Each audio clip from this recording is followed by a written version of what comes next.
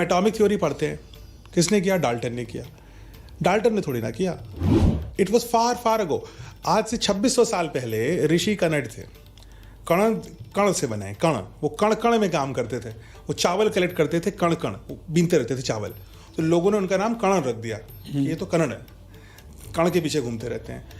But उनके कण कण में चावल के बीनने का उनका सिद्धांत ये था कि इसी कण कण को मिला करके एक फैमिली फीड हो सकती है, एक देश फीड हो सकता है, और वो कणों में ही उनका अध्ययन होता था। तो वो चावल को कूटा करते थे, फिर कूटते कूटते उन्होंने जो ऑब्जर्व किया कि चावल को कितना भी कूट दो, लेकिन एक पॉइंट पे कोई ऐसा पॉइंट आएगा जब आप और कूट नहीं पाओगे उसको, और छोटा नहीं कर पाओगे। और उन्होंने थ्योराइज किया कि जो सबसे छोटा पार्ट है उसको हम बोलेंगे परम अणु। परम मीन्स एक्सट्रीम, अणु मीन्स स्मॉल। सो सबसे छोटा इनडिविजिबल पार्ट जिसको आप फर्दर डिवाइड नहीं कर सकते वो होगा परमाणु। परमाणु क्या होता है? एटम। ठीक है, तो एटम, अंग्रेजी में एटम लग दिया उसका नाम, एटॉमिक थ्योरी बन गई, डाल्टन आ गए बीच में। So he said this. Number 2 he said इसके आगे इसको आप डिवाइड नहीं कर सकते और ये आंख से दिख नहीं सकता, माइक्रोस्कोपिक है। देन ही सेड कि एटम की प्रॉपर्टीज यूनिक होती हैं।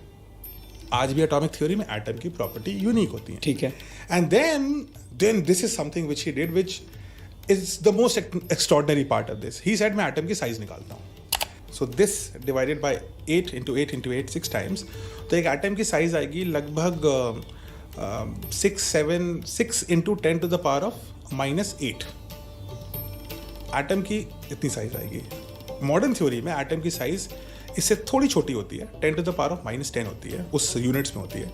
But he got it to the order of 100 accurate without using a microscope.